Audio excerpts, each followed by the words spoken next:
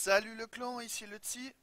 Alors aujourd'hui je vais vous faire une petite vidéo d'une spé moine Speed Farm T10 qui marche très très bien, qui est fun à jouer, voilà. C'est une spé qui va être orientée autour de la cloche, de l'onde de lumière. Nous rappellera un peu pour ceux qui ont joué ça à la saison 2. Ça y ressemble un peu, sauf que le stuff a complètement changé. Mais globalement le build à la base est le même.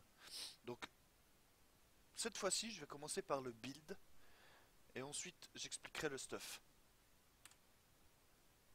Alors, au niveau du build, donc on va jouer onde de lumière, la fameuse cloche, et on va jouer la cloche feu parce qu'elle fait, comme on peut voir, beaucoup d'AOE. Hein. Donc ça, pour du speed farm, c'est OP. On va jouer également frappe éclair. La voie de l'étoile filante, c'est la rune sacrée. C'est celle qui permet d'augmenter la vitesse de déplacement après un dash. Donc forcément, on fait du speed farm, il faut de la vitesse de déplacement. J'ai oublié de préciser que c'est une spé qui n'a pas de générateur, hein, full spender.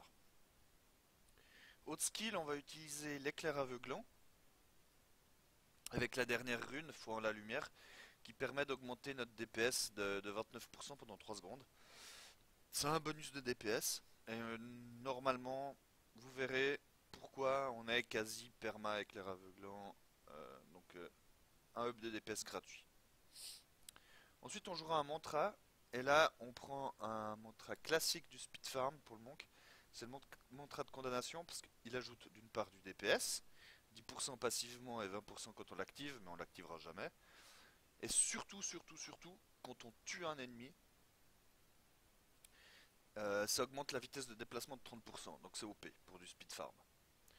Ensuite, on jouera allié mystique avec la rune allié d'air parce que ça augmente notre régène d'esprit. Et vu qu'on n'a pas de générateur, il faut bien régénérer son esprit pour pouvoir spammer un spender. Dernier skill, épiphanie. Oups, je me suis trompé de rune, désolé, avec la rune spiritualité, qui permet en fait d'augmenter la régène d'esprit de 45 points par seconde, donc ça aide aussi à spammer le spender. Au niveau des passifs, euh, on va jouer d'une part inertie, parce que vous allez être tout le temps en mouvement, donc ça va vous donner une augmentation de DPS. Unisson pour la rebut. C'est le passif qui permet d'augmenter les résistances, c'est ultra connu. Pied léger qui augmente la vitesse de déplacement, ça c'est un grand classique. Donc c'est pour du speed farm. Et Sinditar pour réduire les temps de recharge. Voilà, ça c'est les 4 passifs de base.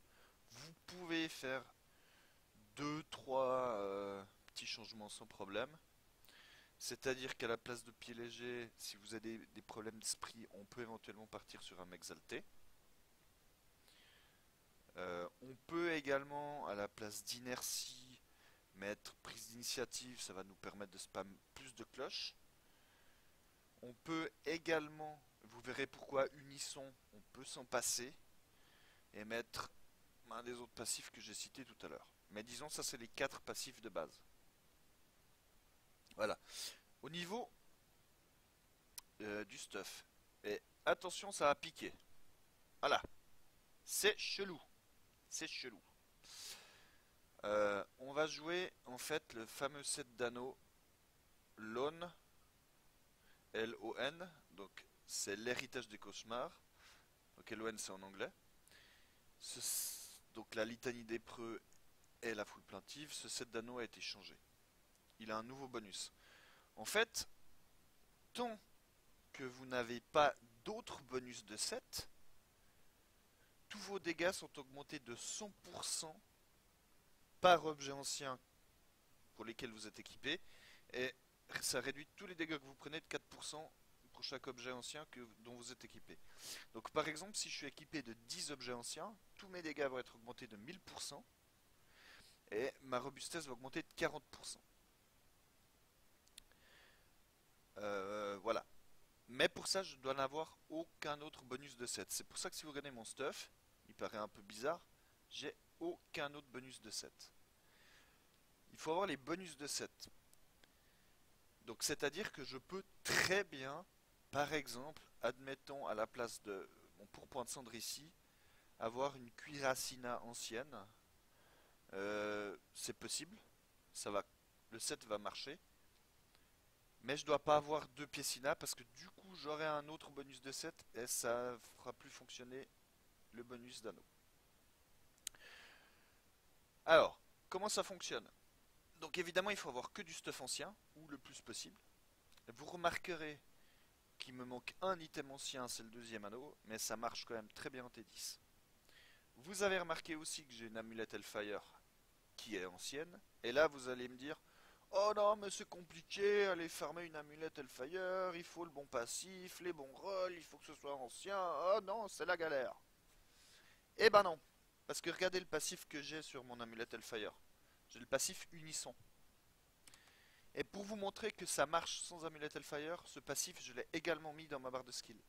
C'est-à-dire que c'est comme si j'avais tout simplement une amulette ancienne qui n'est pas Hellfire.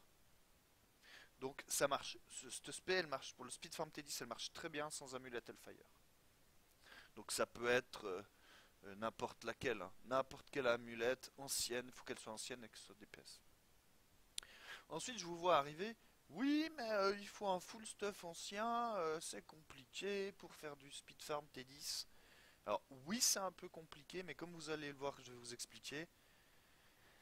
Il y a certains items qui sont absolument requis qu'il vous faut en version ancienne, et d'autres où vous pouvez avoir tel item ou tel item, et ça fonctionne aussi très bien.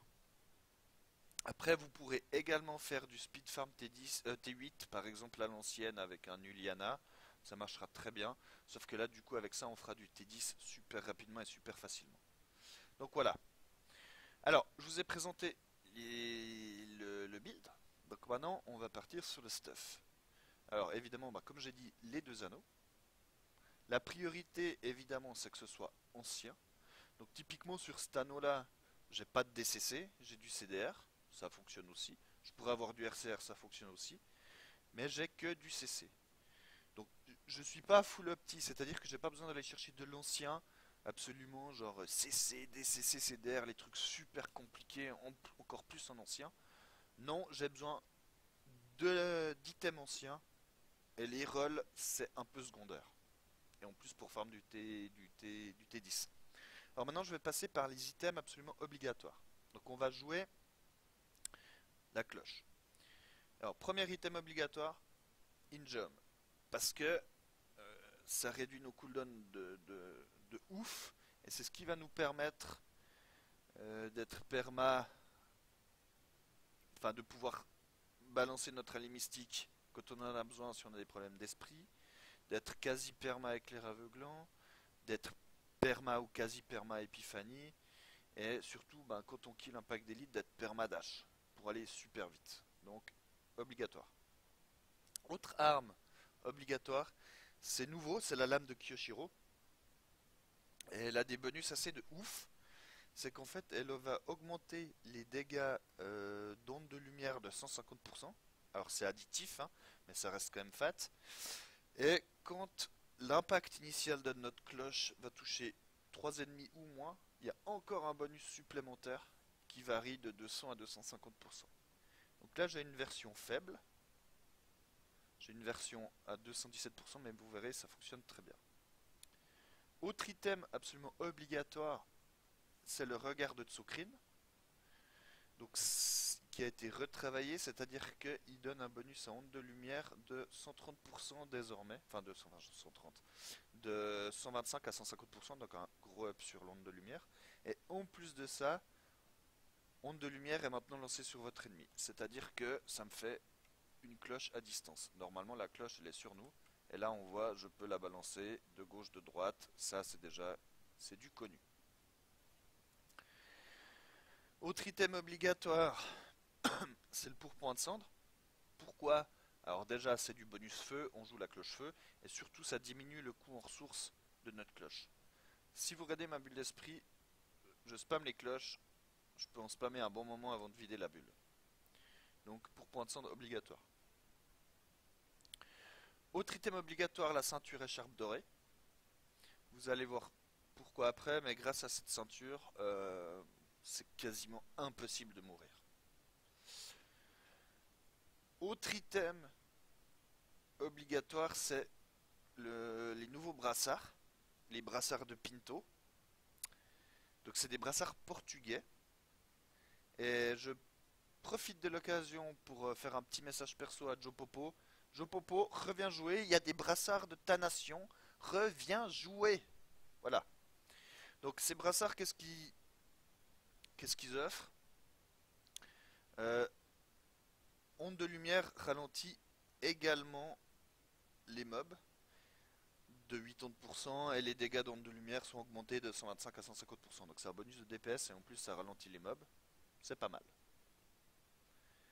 Voilà, ça c'est pour les items absolument obligatoires. Ensuite pour le reste, il y a des versions un peu plus opti, des versions moins opti, mais c'est pas forcément obligatoire. Il faut de l'ancien. Donc là par exemple en épaulette, j'ai les mantelets de la veillée funèbre. Donc qu'est-ce qu'ils font ces mantelets? C'est que quand je suis touché par un ennemi, j'ai 30% de chance de balancer des projectiles, de lames, de machin, qui vont faire du DPS. Donc ça c'est les meilleures épaulettes pour cette spé. C'est un proc, c'est du DPS gratuit, c'est toujours ça de prix. Mais c'est pas obligatoire. Je peux jouer avec n'importe quelle autre épaulette, du moment que c'est ancien, c'est bien.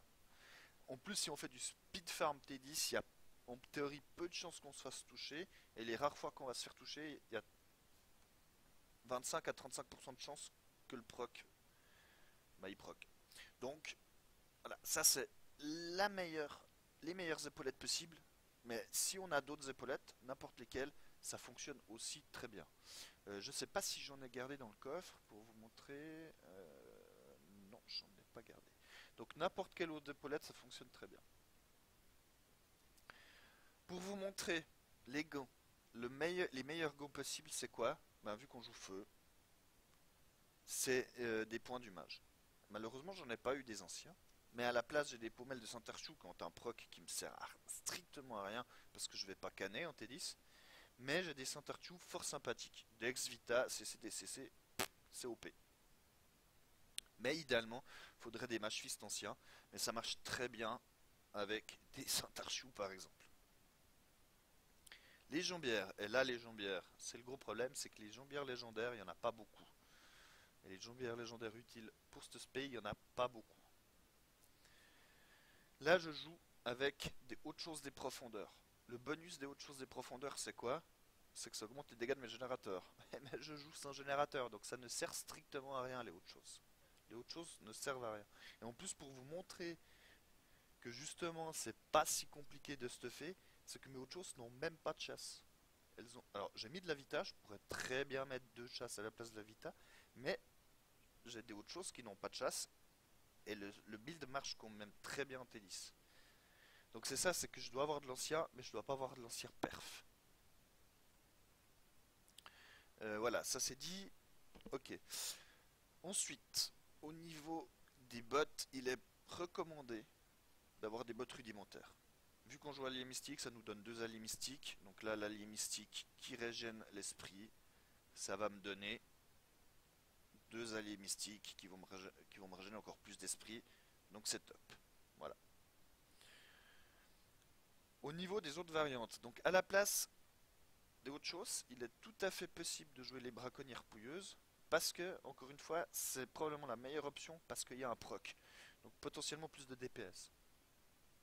Le problème, c'est que, sauf erreur, ça doit être des jambières uniquement féticheurs si je dis pas de bêtises. Donc si c'est déjà chaud à choper si vous jouez moine. En plus en ancien. Et en plus forcément il y aura de l'intelligence, il y aura un skill probable féti. Donc voilà. C'est pour ça que autre chose des profondeurs ça fonctionne très bien. Vous pouvez éventuellement, j'ai pas testé mais les pantalons Diane. Donc normalement si vous êtes en mouvement que vous balancez une cloche, il y aura le bonus. Après si vous êtes un peu statique ça va peut-être être un peu contre-productif, donc c'est pour ça que typiquement les autres choses ça fonctionne très bien. Il y a un proc qui sert à rien, mais au moins l'item est ancien. Vous pouvez aussi très bien, si vous avez, je sais pas, des jambières INA qui sont complètement OP, les équiper. C'est ancien, ça marche. Au niveau des bots, l'autre solution, si vous n'avez pas de problème d'esprit, c'est les brodequins de feu. Parce que vous allez marcher, ça va faire des dégâts supplémentaires, ça a été up. Donc c'est aussi une option qui marche très bien. J'ai testé, ça pas de problème. Donc voilà pour le stuff. Au niveau des gemmes, alors évidemment bah, full DPS de partout, hein, donc torse, des émeraudes, dans les armes des émeraudes. Comme il nous faut un peu de CDR, dans le casque, ben, plutôt un diamant. Après vous pouvez jouer sans aussi, hein, si vous n'arrivez pas à caler une chasse, il vous faut du CC par exemple. Au niveau des gemmes légendaires, donc on va partir sur une paire du PG. Donc oui, on joue la cloche distance, mais on peut aller aussi au CAC, ça fonctionne très bien. Donc si vous êtes au CAC, le secondaire fait proc le primaire, donc c'est OP. Et puis si vous êtes à distance, dans le cas où vous one-shotez pas un mob, et ben la cloche ralentira le mob, donc du coup ça fera proc paire du piégé. Autre gemme légendaire, Fléau des puissants, ça augmente les dégâts des élites, ça augmente vos dégâts quand vous avez tué un pack d'élite. Comme vous faites du speed, ce sera up 100% du temps, donc c'est très bien. Il y a une autre variante, on peut jouer aussi Zei, donc c'est celle qui... Alors Zei, je dois en avoir une là peut-être. Pour ceux qui sont... Non, j'en ai plus, je les ai toutes utilisées. Ah oui, non, j'en ai là. Donc voilà, les dégâts que vous infligez augmentent d'un certain pourcentage en fonction de la distance à laquelle vous êtes des ennemis. Donc ça peut être intéressant vu qu'on joue à distance, enfin on a une cloche distance. Après le truc c'est que comme on fait du speed farm, moi j'aime bien aller comme un bourrin. Donc la plupart du temps je serai quand même au cac. Donc du coup je préfère quand même partir sur Fléau des puissants. Et la dernière gemme, la gemme OP pour du speed farm, je vois du thésaurizer. Parce que ça va faire pop de l'or de partout. Et quand vous ramassez de l'or, vous aurez un bonus de mouvement de speed, donc c'est OP. Et ce qui est encore plus OP, c'est que j'ai, comme j'ai dit, l'écharpe dorée, donc je ramasse de l'or. Bim, ça me fait de l'armure, ça me fait de la tonne de robustesse, donc je suis invincible. C'est pour ça qu'on peut se passer du Nissan. Au niveau du cube, alors, grand classique, vu qu'on joue cloche, sans générateur, on va cuber une torche d'encens du grand temple. Ça réduit le coût en esprit d'onde de lumière, donc c'est ce qui va me permettre de spammer onde de lumière. Ensuite, on cube les Nemesis. Ça c'est OP parce que chaque fois qu'on a un pylône, on clique, ça nous fait un pack d'élite, on le défonce, ça fait de la barre de progression, on avance encore plus vite, on chope les souffles, et puis surtout, ça fait un faire proc Ingeum. Et le dernier, l'anneau, on va mettre l'anneau d'avarice. Pourquoi? Parce que chaque fois que je ramasse de l'or, ça va augmenter mon rayon de ramassage, pardon. Donc du coup, j'aurai un immense rayon de ramassage. Je vais pouvoir tuer des mobs, continuer à avancer, je vais ramasser l'or automatiquement. Je n'ai pas besoin de faire de détours. Et du coup, je vais conserver mon bonus MS de Thésaurizer. Et surtout, vu qu'on fait du speed, on veut en finir rapidement avec ces T10. Quand les mobs ils meurent, ils pop les globes de progression de barre, et ben j'aurais même pas besoin de faire marche arrière pour les choper. Grâce à Avarice, je les chope automatiquement. Voilà, c'est fini, c'est OP. Donc je fais du vrai speed. Au niveau des points parangon, et là j'ai déjà anticipé parce que vous allez me dire oui mais TP 1511 c'est facile de nous montrer du speed farm. Ouais, bon. J'ai volontairement enlevé des points parangon, là c'est comme si je suis P800. P800 c'est standard on dira. Donc là c'est comme si actuellement je suis P800. Alors prioritairement, on va évidemment caper la vitesse de déplacement. Donc par exemple, j'ai 10% de vitesse de déplacement sur mes jambières ou mes bottes, je sais plus, donc je les place à 15. Et derrière, ma full dextérité. Si vous avez de gros problèmes d'esprit, vous pouvez mettre un peu plus d'esprit max aussi, mais normalement ça doit jouer ça. Au niveau de l'attaque, CC, DCC prioritaire. Ensuite, réduction de temps de recharge. Si vous avez des problèmes au niveau de vos temps de recharge parce qu'il vous manque peut-être un peu de CDR sur le stuff, priorisez là-dessus. Et en dernier, vitesse d'attaque. Défense, Bah, classique, hein, toutes les résistances, ensuite armure, ensuite % PV, ensuite régénération de vie. Autre, pour moi, priorité dégâts de zone.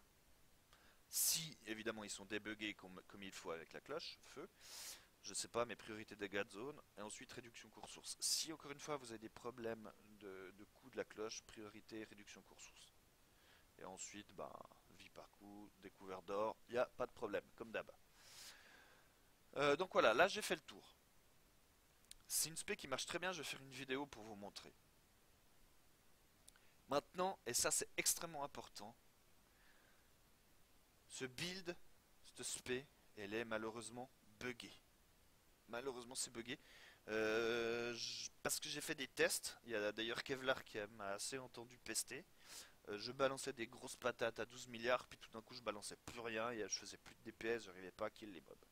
L'aspect est buggé. J'ai report via Twitter directement à John Young, c'est parce que c'est Natsuma sur son Twitch qui m'a expliqué le bug, j'étais pas au courant du tout, j'ai jamais entendu parler de cette histoire.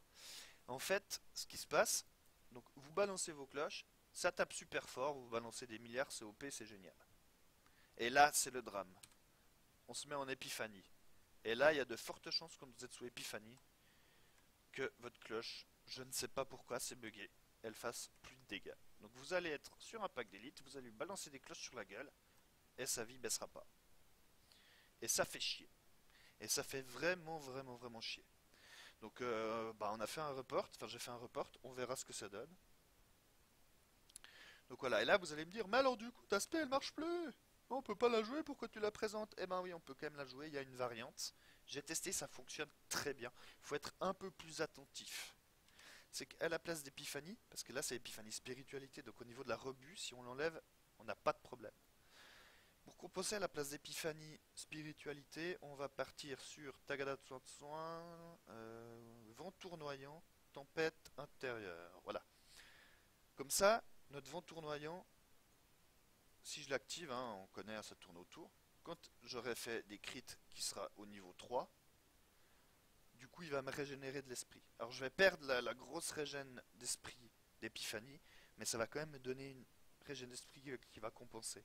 Par contre, du coup je devrais être un peu plus attentif, c'est-à-dire que je devrais régulièrement activer mon allié mystique pour remplir ma bulle d'esprit. C'est-à-dire que là, on voit, hein, je balance des cloches, la boum. Et là, un coup d'allié mystique, ma bulle d'esprit est pleine. Et comme on a une géome, normalement, je peux l'activer en permanence. Si on a une faille où il n'y a vraiment pas d'élite, ça peut être un peu problématique. Mais ça reste du T10, ça se passe super facilement. Donc voilà, idéalement, on partira plutôt sur épiphanie, spiritualité, si c'est débugué. Et on espère Blizzard, s'il vous plaît. Sinon, on met vent tournoyant, ça fait une petite compensation de régène d'esprit. Et puis surtout, on n'a pas le bug et on DPS de ouf. Donc voilà, je crois que j'ai fait à peu près le tour, je crois que j'ai tout dit. Je vais faire une petite vidéo après d'une Fight 10 pour vous montrer un peu le fonctionnement. Et puis je vous montrerai aussi le bug avec Epiphany pour que vous compreniez bien. Et surtout, je répète, ça peut paraître un peu chaud de se dire il faut que je sois full ancien. Mais comme la plupart des items, vous pouvez les changer. Comme j'ai dit, les épaulettes, les gants, on peut mettre autre chose. Et ça, au fur et à mesure que vous allez farmer, vous aurez le stuff. Il n'y a que quelques items qui sont vraiment obligatoires. Et en plus, les rolls sont pas si importants que ça, hein. Par exemple, là, si on regarde mes brassards, j'ai pas de vita dessus. Alors oui, j'ai du CC, mais il est bas. Oui, j'ai du % feu. Le pourpoint de cendre, on peut aussi. Alors là, j'ai des pourpoints de cendre OP. Mais les rolls sont moins importants que le fait uniquement que ce soit ancien. Voilà, voilà. Bah, j'espère que ça vous a plu. Et puis je vous dis à tout bientôt. Ciao, ciao.